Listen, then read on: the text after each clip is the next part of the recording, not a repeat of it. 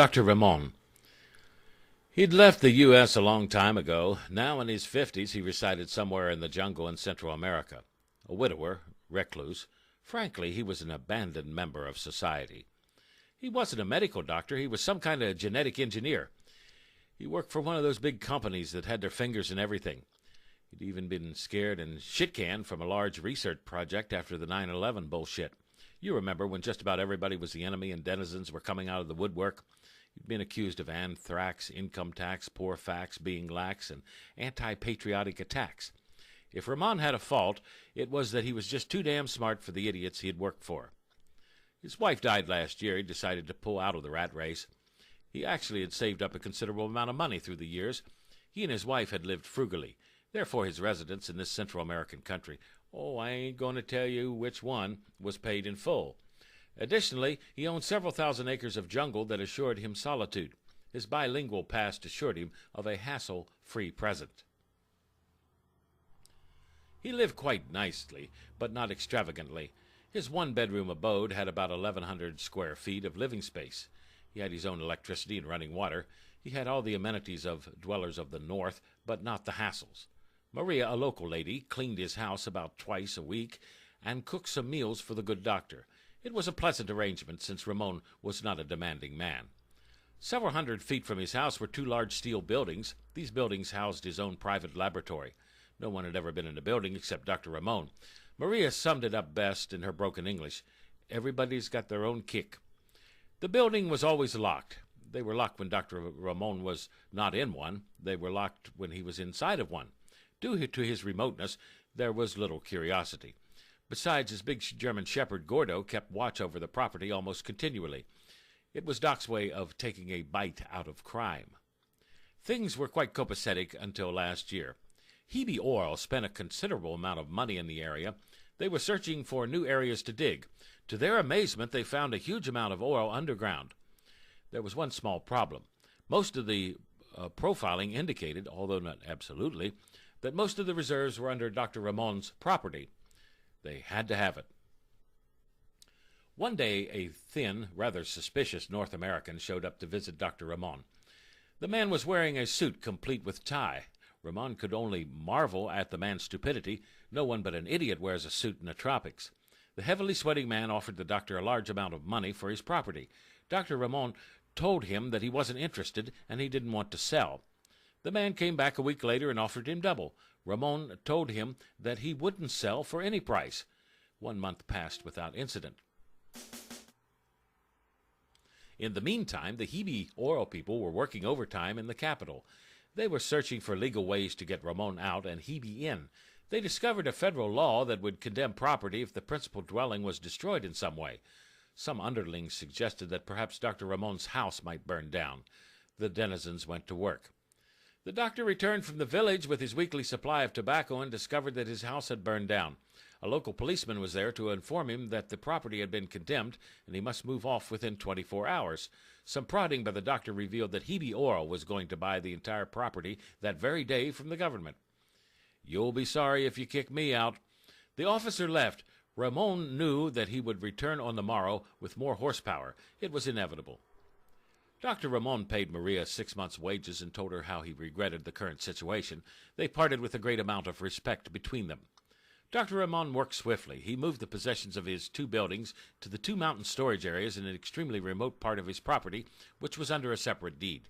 It took him most of the day and part of the night. That night he slept in a sleeping bag with mosquito net in front of his burned-out house. Around 8 a.m. he heard the sound of heavy equipment. The police pulled into the driveway and up to his house carcass. Heavy equipment followed along with officials of Hebe Oil. The armed police surrounded Dr. Ramon. "You won't need them," pointing to the guns held at threat, "but you'll be sorry that you kicked me out." The aging man got in his old Honda and drove away.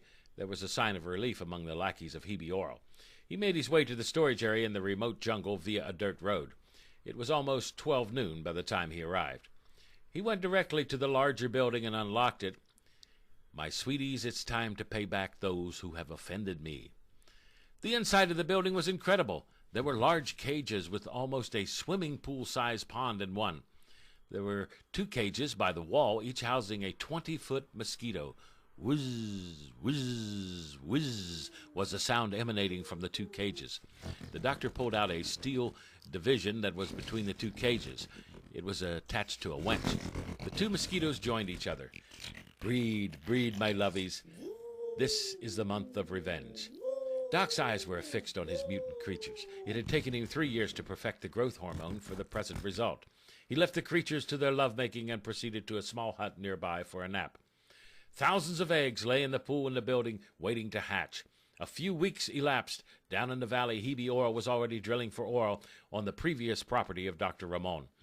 There were about 50 workers in heavy machinery, all there to disturb the serenity of the jungle. However, they would not have their way for long. A few weeks passed, and Doc's building sounded like a giant bee's nest. He was amazed that he had now hundreds of mosquito sizes, 10 feet to 15 feet. Doc looked with pleasure on what he had created. He had to work fast. Tonight was the night. He pulled out a 50-gallon drum of special mosquito repellent that he had developed.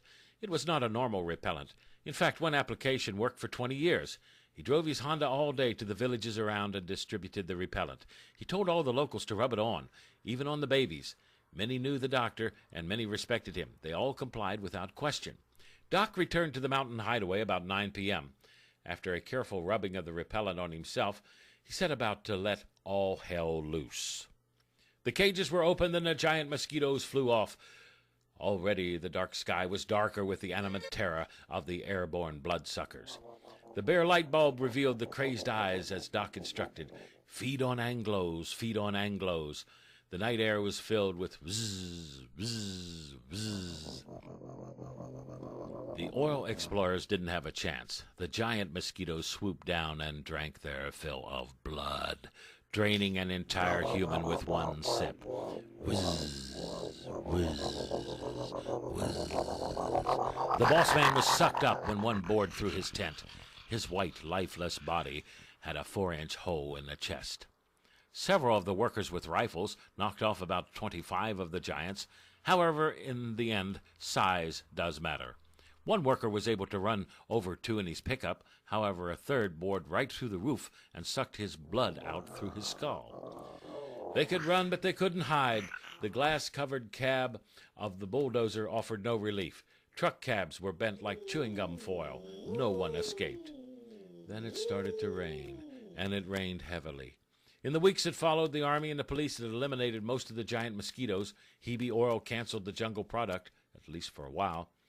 Dr. Ramon has been drunk for weeks. He doesn't look too good.